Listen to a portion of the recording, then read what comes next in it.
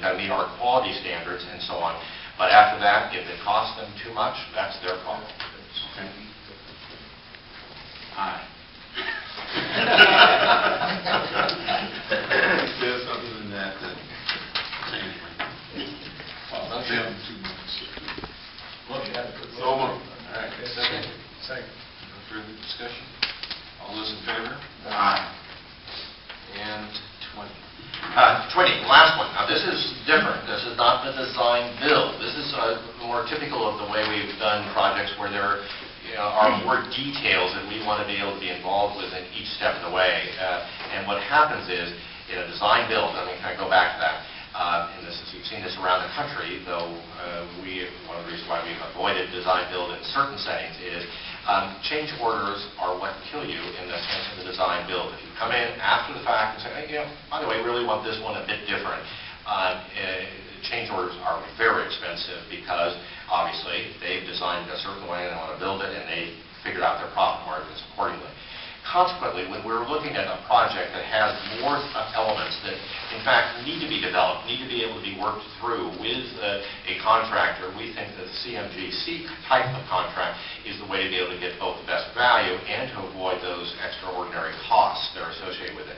This is for the construction of the Rockwood East 188 MAX station reconstruction effort. The DEA part of this, which is the approval resolution you approved earlier, will help us do the design, but we expect to be able to bring a contractor on board, again, competitively, to be able to work with that design team to be able to get rid of the best project. So with that, I'd be happy to answer any questions. Move approval. Motion.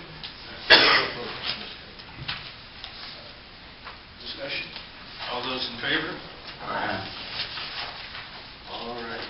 And our final resolution on 090221, authorizing an IGA with various municipalities for the Lake Oswego to Portland Transit Corridor project. Thank you, Mr. President, board members.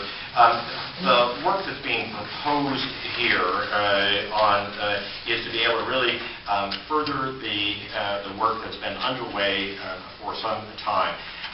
We are, by this agreement, and I want to kind of make sure with you, there are no additional Trimet dollars in this, right? This is 100% reimbursed to us. This takes us through the initial alternative analysis has been conducted by Metro. This will, in fact, be the refinement study, which will identify the alternatives to be included in the draft environmental impact statement. We are the provider or the coordinator of this, and this really allows us to be able to further that process that's necessary before you can contemplate actually building anything. The decisions around building that are not here.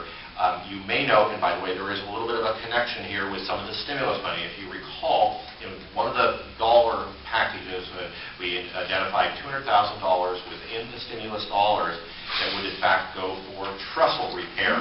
That's really intended to be matched by a total of $300,000 from other jurisdictions just to keep that line kind of minimally working so that you can run trains on it at least once a year, which helps make sure that the ownership issues are there.